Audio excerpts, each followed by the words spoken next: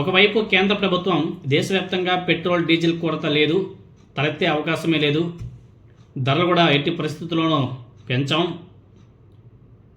దేశీయ అవసరాలకు మరికొన్ని నెలల వరకు సరిపడా పెట్రోలియం నిల్వలు మన వద్ద ఉన్నాయి అని చెప్పేసి మాటిమాటికి అనేక రాజకీయ సభల్లో కూడా చెప్తుంది. కానీ ఆంధ్రప్రదేశ్ రాష్ట్రంలో మాత్రం 10% పెట్రోల్ బంకులు స్టాక్ లేని కారణంగా మూతపడ్డాయి. అఫీషియల్గా నిన్న అనౌన్స్ చేశారు 10% పెట్రోల్ పంపులు మొత్తం కూడా మూతపడ్డాయి. చాలా ప్రమాదకరమైన సంకేతం ఇది.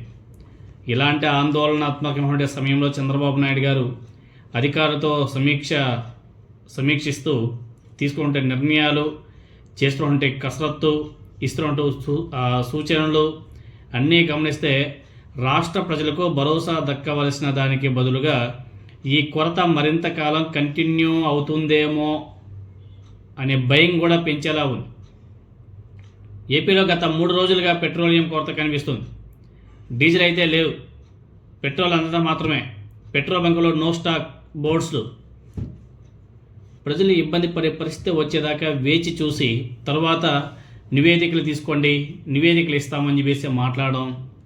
అసలు ఈ కొరత ఏర్పడేదాకా అధికారులు ఏం చేస్తున్నారని చంద్రబాబు నాయుడు గారు ఆగ్రహం వ్యక్తం చేయాల్సింది పోయి ఆయన ఈ రోజుకి రాష్ట్రానికి పెట్రోల్ డీజిల్ సరఫరా పెరిగేలా చూడాలి, ఏ షాప్ వద్ద కూడా నో స్టాక్ బోర్డు కనిపించకూడదు అని చెప్పేసి చంద్రబాబు నాయుడు గారు అధికారులకు స్పష్టంగా ఆదేశాలు ఇచ్చారంట. ఒక్కసారిగా కొరత ఏర్పడడానికి కారణాలు అన్వేషించాలని చెప్పేసి అధికారులని పురమాయించాడు నారా చంద్రబాబు నాయుడు గారు. ఇంతవరకు చాలా బాగానే ఉంది. సోమవారానికల్లా నో స్టాక్ బోర్డు లేకుండా చేసేయడం అంటే వేగంగా సంక్షోభాన్ని నివారించినట్టే.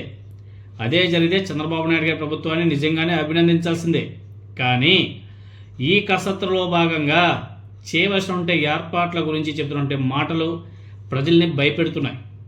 సాధారణ పరిస్థితుల్లో నెలకొనేందుకు రెవెన్యూ, పోలీస్, అదేవిధంగా రిమైనింగ్ డిపార్ట్మెంట్స్ ఏవైతే ఉన్నాయో ఆ విభాగాలతో ప్రత్యేక టాస్క్ ఫోర్స్ ఏర్పాటు చేయాలి, ఒక కంట్రోల్ రూమ్ని ఏర్పాటు చేయాలి, ఆక్వా రైతులు, వరి కోత యంత్రాలకు డీజిల్ కొరత రాకుండా కూపన్ విధానం ప్రవేశపెట్టాలి అని చెప్పేసి నారా చంద్రబాబు నాయుడు గారు ఆదేశాలు ఇచ్చాడు.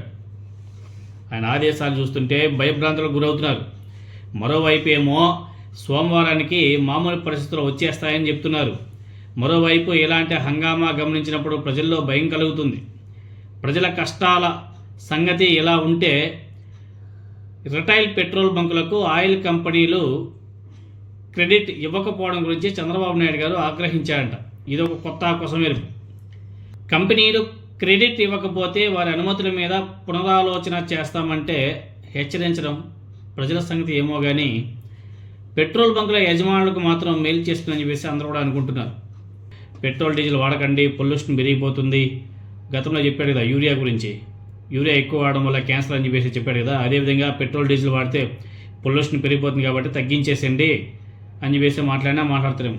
సొల్లు కబుర్లన్నీ కూడా ఆపేసి అసలు ప్రజలకు ఏ విధంగా పెట్రోల్ డీజిల్ తొందరగా ఇప్పించాలో దాని గురించి ఒకసారి ఆలోచన చేసి ఆ పరిస్థితులు కొంచెం కంట్రోల్ చేస్తే చాలా బాగుంటుందేమో కూటమి ప్రభుత్వం.